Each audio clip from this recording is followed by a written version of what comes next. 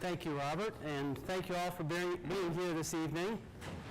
Tonight I'm going to talk about Regen City and the future of communities. Regen City is an idea that we had on how to make a regenerative, supportive community here within the St. Louis area, but a lot of the ideas expressed could be applied to a lot of other communities and a lot of other types of planning projects. I'm an architect and I focus on sustainability. That's a conscious decision that I and my business partner Dan Helmuth made over 10 years ago because we felt it was a matter of personal responsibility to use our skills as architects and designers to enrich life. And I need the clicker. Thank you. It's time to advance slides. So hopefully I'll pick the right button here. There's a need for cities to evolve. Clearly there are a lot of issues in communities and cities. Architecture and planning focus on three things, primarily in terms of the definition. And it's called commodity, firmness, and delight. And commodity is basically something needs to be affordable. Firmness means it needs to be durable. It needs to be able to stand up. And delight means that it needs to appeal to the human spirit. It needs to have a sense of beauty that appeals to people. What we're doing is blending sustainability. And so the triple bottom line of sustainability we like to define as people, planet, and prosperity. So balancing those is critical as we look at the design of communities. When we talk about people, we're really talking about issues of equity and, as our last speaker on the video called, social equity. So that's a very important aspect of the people part. But we can't serve the needs of people properly if we don't look at the other issues as well. So all three of those have to work together and build off each other. When we do that properly, we're really looking at building community, which is sometimes a difficult task. We like to look at nature's principles quite a bit as a guide for our designs. And so nature does a lot of things on its own. It does not waste. It relies on solar income. It purifies water and creates oxygen, utilizes local materials, provides habitat, produces food, and is beautiful if done properly. It also can be brutal at times. There are a few systems out that look at communities and how to apply nature's principles. So one is called One Planet Community. So you see a list of things up there that relate to nature's principles: eliminating waste, zero carbon, issues of water and habitats and health and happiness and so on. So there's another system, it's called Lenses, and this was developed by the Institute for the Built Environment at Colorado State University, and they're looking at a number of these issues as well. I'm not going to read the issues, but they've developed this three-part ring that deals with the triple bottom line of sustainability in its core, and it rotates and lines things up, but it's dealing with a lot of these different issues at different levels. So they can be used at multiple levels, but if you can read that, you start to see some of the same kind of issues and other issues that you saw in the One Planet communities. So you're starting to see a common thread. So deciding on what's most important for any particular community really depends on the needs, global needs sometimes, regional needs, and other times local needs. So some of the issues, again, that we might see as most critical, not necessarily the most critical, again, they can change, but energy, greenhouse gas emissions, climate change, buildings, agriculture, stormwater, issues of black water, which is basically sewer water, public health and well-being, happiness, issues of education, jobs, and many other things that we can pull out of those. Focusing for a moment on CO2, buildings use more CO2 than any other sector. Might be a surprise. I think most people might think it's transportation that our automobiles do, but it's buildings and all the things that go into buildings, the embodied energy and materials, and so forth in those buildings, but mostly the operation of buildings. And then also industry is another key there. And these are the biggest CO2 producers as well. So the stats you see up there for CO2 are very similar to the stats you see for energy use for these sectors. And as we look at projections on how the production of CO2 might go up, we're seeing an upward trend there. We're seeing buildings on top still growing, transportation, CO2 emissions growing through 2030, industry emissions fairly flat but growing, and they're fairly flat because we make less things here than we used to. So that's one reason. But there are things we can do and need to do to affect that trend. There's an organization called 350.org. 350 is the parts per million of CO2 in the atmosphere that above that level is considered very dangerous for life. Right now we're at 400 parts per million across the globe. And if we get to 450 parts per million, we're told that that is the point where there's irreversible climate damage that we will not be able to recover from. A lot of people say that even where we're at right now, it may take 1,000 years to recover from that, even if we reduce the amount of CO2 in the atmosphere. So this becomes a very critical, very important issue. We'll talk a little bit about agriculture.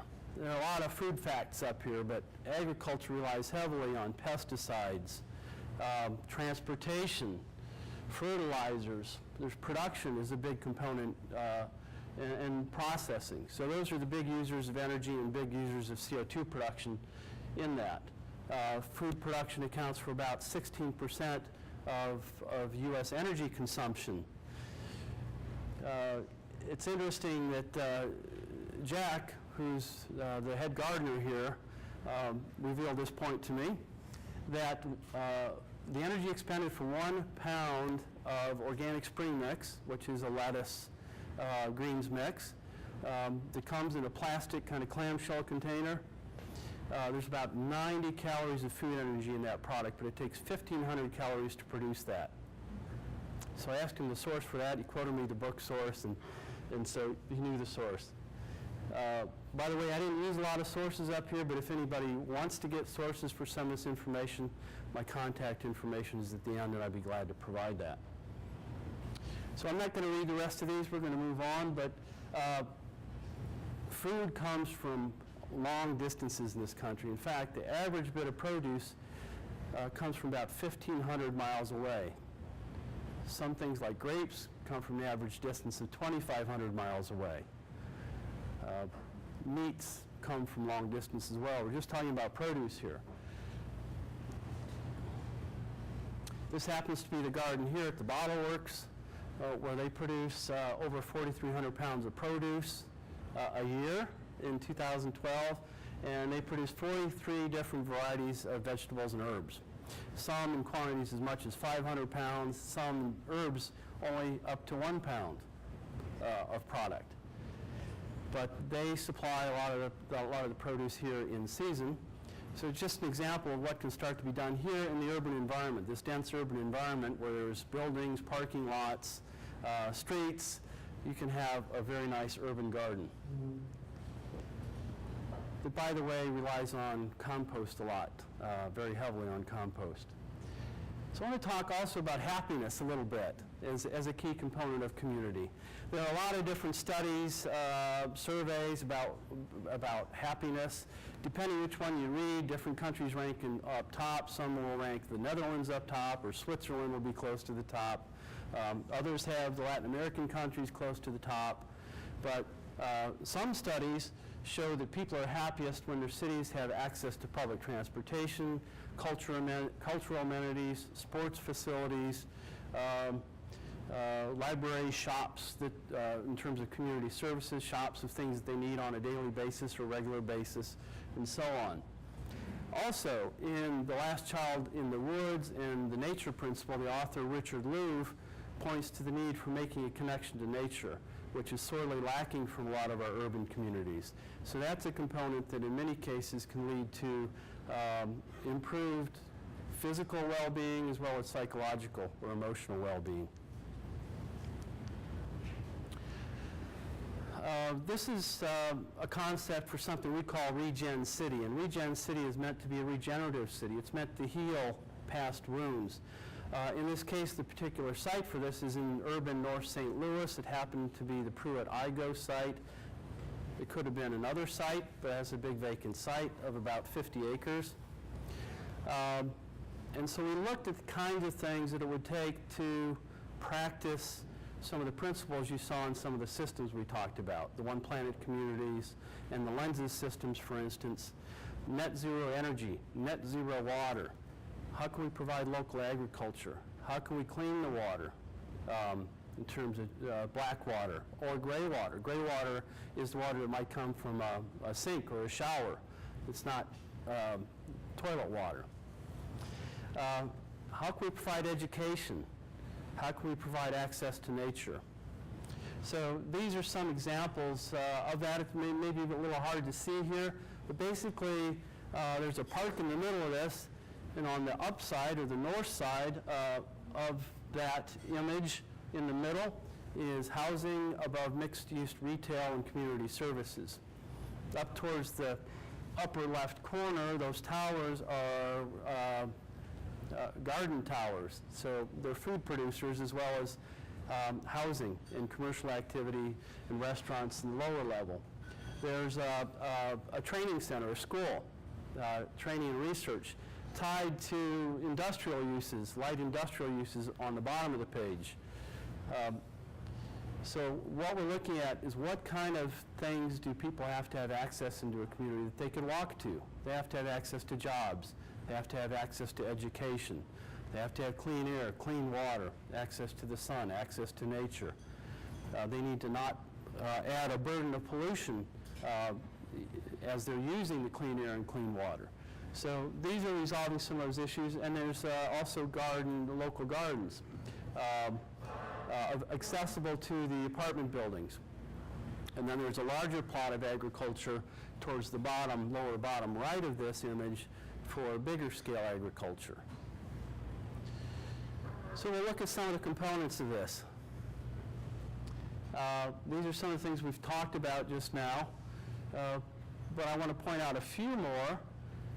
The public spaces, bicycle and walking paths are connected to an electric vehicle car sharing station. You've all probably heard, or some of you have heard of zip cars, which are cars on loan. There are a few around the St. Louis area, much bigger in Chicago and Portland and some other communities. But there could be a car sharing station so that when you do have to leave this particular community to go further out, you wouldn't necessarily have to own a car, but you could have access to go further out. And what we're trying to do is encourage walking. We're trying to encourage bicycling, a healthier lifestyle. There's a farmer's market on the premises, and there's a cultural center, which is right in the middle of the park. So the cultural center could be a place for preschool. It could be a place for religious services. It could be a place for an art museum or artwork. These are things that we're finding are very important to community. These cultural amenities are critical. And in fact, a number of these actually surround the site.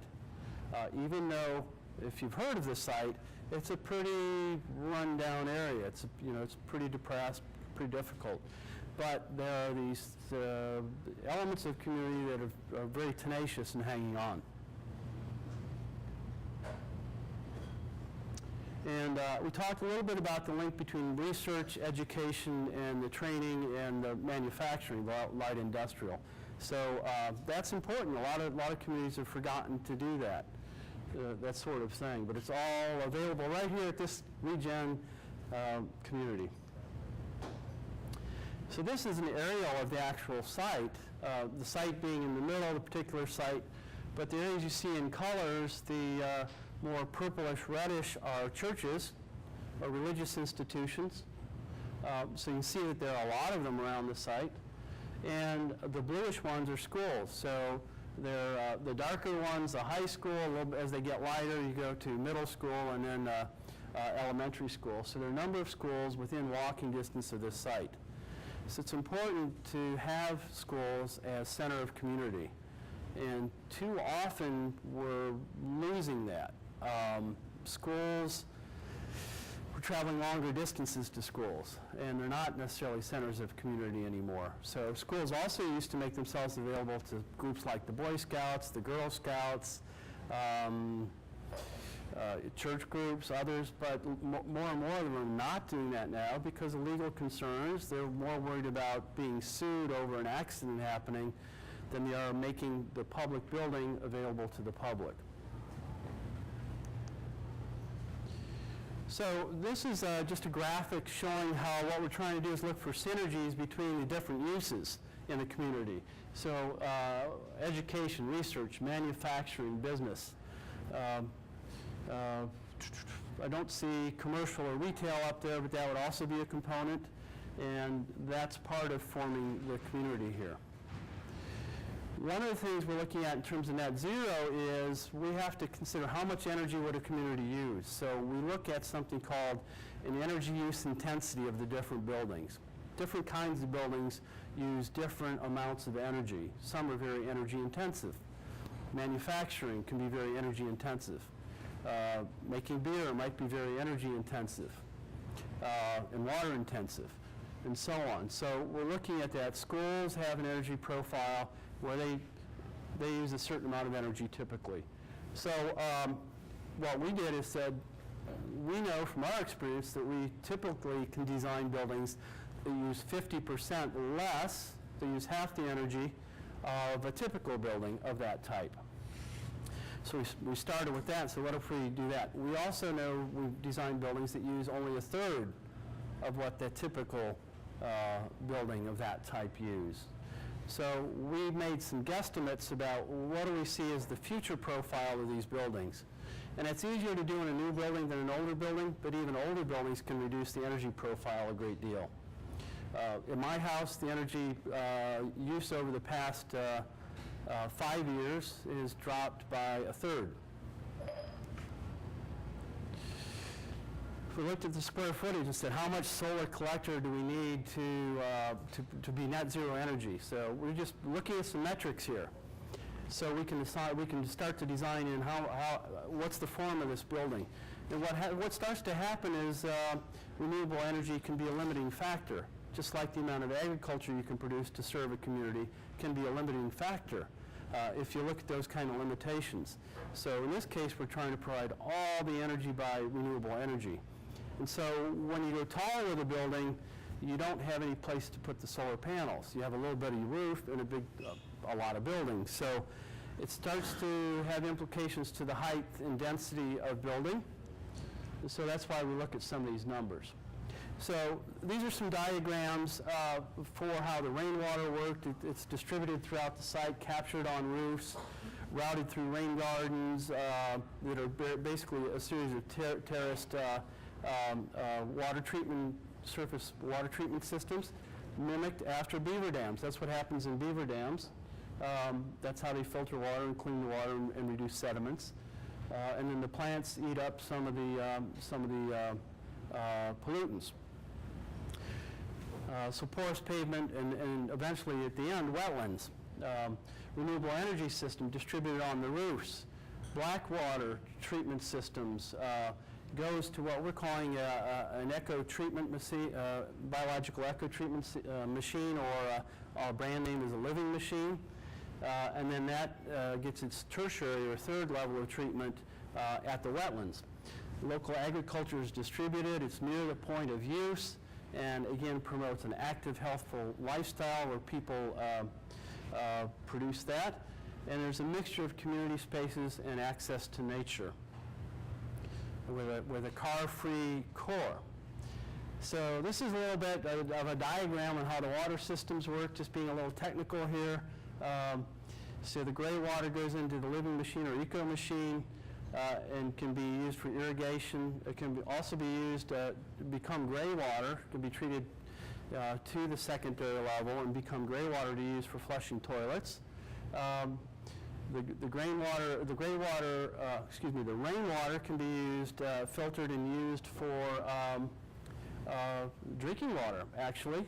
We did a building that captures rainwater and filters it with a UV filter, carbon filter, and micron filters to remove particulates, and is tested monthly, and it tests cleaner than regular tap water. So it's used for drinking water. That's here in St. Louis. So we know it's doable, because it's been in existence for a few years. So that's a little bit how some of the water systems work, and some images. Again, we really didn't design the buildings or the community, but we have some imagery about what that might be. The cars are shaded by solar canopies, so we're looking for places where, again, synergies between systems. So the solar canopies provide electricity, they provide shade for cars. It can also provide electricity for the cars, and they keep the cars and the space around cooler. This is an image of the apartment building with retail and office space below. And so there's a metal mesh solar screen that's open in some spots and various levels of transparency that could have plants growing on it, provide some privacy, solar collectors on the roof, some rooftop space, and it gives you a little idea how that could work.